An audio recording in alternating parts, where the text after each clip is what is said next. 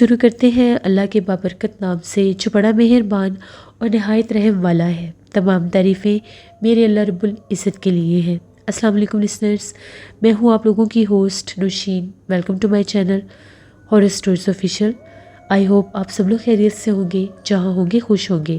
آج آپ لوگوں کے لیے میں بہت زیادہ ڈراؤنی کہانیاں لے کر آئی ہوں جنہیں آپ لوگ بہت پسند کریں گے۔ آج کی پہلی خوفناک کہانی وقاص احمد شیئر کر رہے ہیں مانچسٹر سے۔ وقاص کہتے ہیں کہ آج آپ کے ساتھ آکاش نامی شخص کی کہانی شیئر کرنا چاہتا ہوں۔ آکاش جو کہ نیو یارک کا رہنے والا تھا۔ آکاش کہتا ہے میں شروع سے ہی نیو یارک میں رہتا تھا، لیکن کچھ ایسے معاملات ہوئے جس کی وجہ سے مجھے نیو یارک چھوڑنا پڑا۔ جس جگہ پر میں رہتا تھا اس جگہ کو چھوڑ کر نیو یارک سے 2 گھنٹے کی ڈرائیو پر ایک کنٹری سائیڈ ایریا تھا، مجھے وہاں پر شفٹ ہونا پڑا۔ وہ جو علاقہ تھا بہت ہی کوائٹ اور بہت ہی پیسفل تھا۔ وہاں کے لوگ اتنے عجیب و غریب اور پرسرار تھے، ایسا لگتا تھا جیسے وہ کبھی کسی سے ملے ہی نہ ہوں۔ وہاں پر میں شفٹ تو ہو گیا، میرا کوئی خاص دل وہاں پر نہیں لگ رہا تھا۔ ایک دن میں بہت زیادہ بور ہوا اور میں نے سوچا کہ میں باہر واک کرنے کے لیے جاتا ہوں اور اس ایریا کو بھی تھوڑا سا ایکسپلور کرتا ہوں۔ جب میں باہر واک کرنے کے لیے نکلا تو میں چلتا چلتا اس ایریا میں کافی آگے تک نکل آیا۔ راستے میں مجھے کوئی بھی شخص دکھائی نہیں دیا، کوئی بھی مجھے نظر نہیں آیا۔ تھوڑا ہی دور گیا تو کیا دیکھتا ہوں جیسے وہاں پر کوئی ابینڈنڈ ریلوے اسٹیشن ہے۔ اس کو دیکھ کر محسوس ہو رہا تھا کہ اس کو بند ہوئے بھی لگتا ہے کافی برس بیت گئے ہیں۔ اس کے قریب جانے لگا تو وہاں پر میں نے ایک سائن بورڈ دیکھا جس کے اوپر لکھا ہوا تھا نو انٹری۔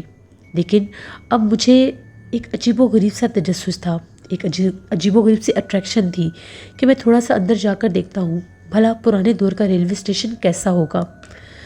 جیسے ہی میں اس طرف جانے لگا، ریلوے اسٹیشن کے اندر جب داخل ہوا، اس جگہ کو دیکھ کر ہی احساس ہو رہا تھا کہ یہ جگہ برسوں پرانی خالی پڑی ہے۔ وہاں پر بے تحاشا دھول مٹی تھی۔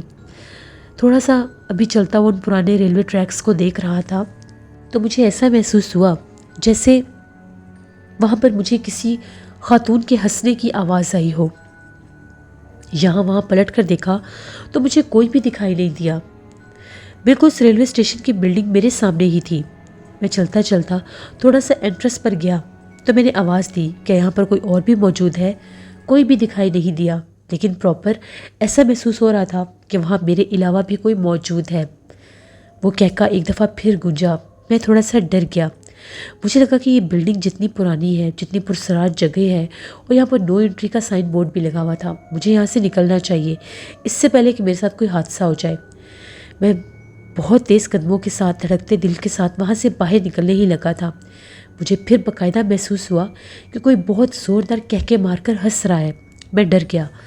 میں جیسے ہی اس سائن بورڈ کو کراس کر کے باہر نکلا، پیچھے پلٹ کر دیکھا تو کیا دیکھتا ہوں انہی ریلوے ٹریکس کے اوپر مجھے ایک خاتون دکھائی دی۔ وہ بہت عجیب تھی، بہت پرسرار سی تھی۔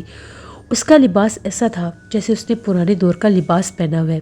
اس کی آنکھیں دور سے ہی بہت بڑی بڑی اور چمک رہی تھیں۔ دن کے ٹائم بھی اس کی آنکھوں سے جب میں نے روشنی نکلتے دیکھی میں تھوڑا ڈر گیا، اور وہ مجھے غرا کے دیکھ رہی تھی، گھور رہی تھی۔ اس کی آواز اور اس کی نظروں میں ایک عجیب غصہ تھا، جیسے اسے میرا یہاں پر آنا پسند نہیں آیا۔ تبھی ایک دم سے وہ وہیں پر کھڑی کھڑی غائب ہو گئی۔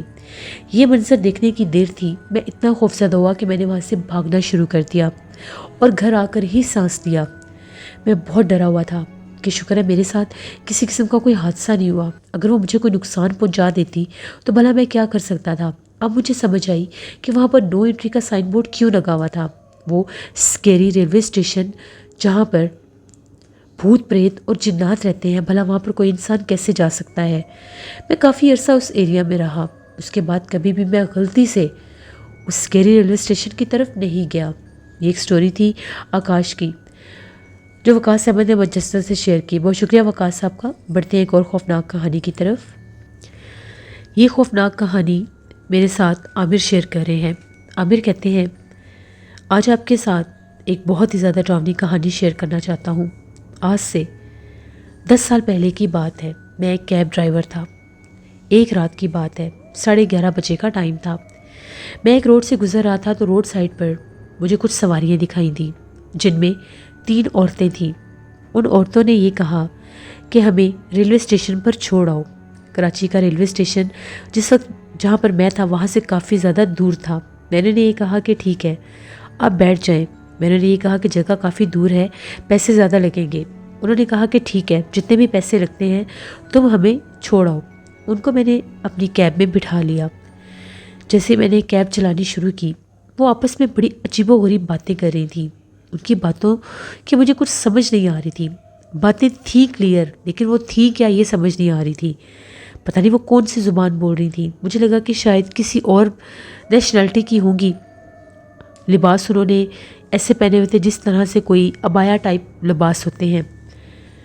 میں نے خاص کوئی بات نہیں کی ان سے۔ جیسے ہی کافی دیر چلنے کے بعد ٹریفک بھی آیا، اس کے بعد کافی دیر تقریباً ان کو میں نے 11 ساڑھے 11 بجے پک کیا تو 12:30 پونے 1 بجے ہم لوگ اسٹیشن پر پہنچے۔ اسٹیشن بالکل سنسان تھا، گاڑی نے لیٹ آنا تھا۔ کچھ پیسنجر وہاں پر موجود تھے لیکن ابھی رش بہت زیادہ نہیں ہوا تھا۔ وہ جو عورتیں تھیں وہ لوگ وہاں پر اتری۔ ان لوگوں نے، میں نے ان سے جتنے پیسے مانگے انہوں نے مجھے اتنے پیسے دے دیے اور وہ تینوں میرے سامنے چلتی ہوئی اسٹیشن کی طرف چلی گئیں۔ ان کے اترنے کے بعد گاڑی میں سے بہت عجیب و غریب سی اسمیل آنے لگی۔ میں نے پیچھے پلٹ کر دیکھا تو وہاں پر ایک شاپنگ بیگ پڑا ہوا تھا۔ مجھے لگا کہ ان کا کوئی سامان رہ گیا ہے۔ میں جلدی سے اترا، میں نے وہ بیگ اٹھایا۔ وہ کافی وزنی بیگ تھا اور اس میں سے بہت عجیب سی اسمیل آ رہی تھی۔ جب میں نے اسے کھول کر دیکھا تو اس میں جس طرح سے کسی جانور کے اعضاء ہیں، بکرے کا ایک سر تھا اور ساتھ کچھ اور بھی چیزیں تھیں۔ میں دیکھ کر بہت ڈر گیا۔ اب میں ان کے پیچھے تیزی سے بھاگا کہ ان کو ان کا سامان دے آؤں۔ اسٹیشن کی طرف گیا جہاں پر سارے پیسنجرز بیٹھتے تھے، اس طرف تو مجھے دکھائی نہیں دی۔ تھوڑا سا اور آگے گیا تو جس طرف ریلوے ٹریکس تھے وہ تینوں عورتیں مجھے دور ایک جگہ پر بیٹھی دکھائی دی۔ روشنی کافی آگے تک جا رہی تھی۔ جیسے میں ان کے قریب جانے لگا میں نے یہ کہا کہ یہ تم لوگوں کا کچھ سامان رہ گیا ہے، آپ لوگ اپنا سامان لے لیں۔ ان میں سے ایک نے پیچھے پلٹ کر دیکھا، اس کی آنکھیں اس وقت ایسے چمک رہی تھی جیسے بلی کی آنکھیں ہوتی ہیں۔ دو وہیں پر بیٹھی رہ گئی اور باقاعدہ محسوس ہو رہا تھا کہ جیسے وہ کچھ کھا رہی ہوں۔ یہ جلدی سے اٹھی اور میرے قریب آئی۔ میں نے اس کو بیگ دیا، اس نے وہ بیگ فوراً میرے ہاتھ سے بہت زور سے چھینا اور تیزی سے چلتی ہوئی ان تینوں کے پاس آ گئی۔ اب یہ عورتیں مجھے بہت پرسرار لگ رہی تھیں۔ جو منظر اس کے بعد میں نے دیکھا وہ بہت زیادہ ڈراؤنا تھا۔ میں وہیں پر کھڑا ہوا تھا، ان لوگوں نے میرے کھڑے ہونے کی بھی پرواہ نہیں کی۔ میں ان کو دیکھ رہا تھا۔ ان تینوں نے اسی طرح سے جانوروں کے اعضاء پکڑے ہوئے تھے اور وہ کچے کھا رہی تھیں۔ یہ منظر اتنا بھیانک تھا کہ میری چیخیں نکل گئی۔ میں چیخ مار کر پیچھے ایسے بھاگا تو میں ایک دم گر گیا، یا شاید مجھے ایسا لگا کہ مجھے کسی نے دھکا دیا ہے۔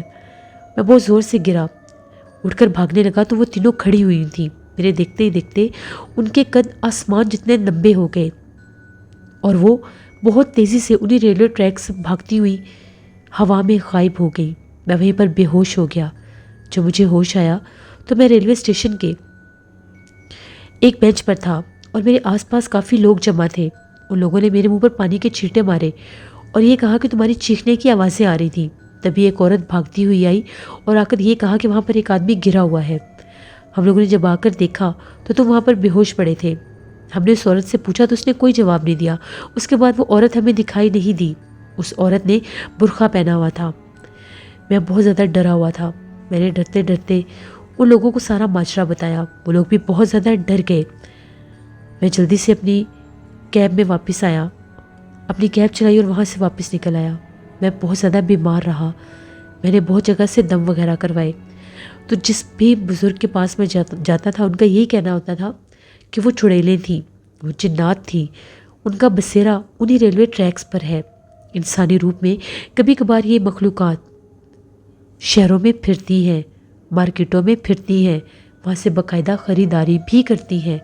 ہمارے آس پاس بہت سے ایسے غیر مرئی مخلوقات انسانی روپ میں آتے ہیں جن کو چیزوں کی ضرورت ہوتی ہے اور وہ لے کر جاتے ہیں۔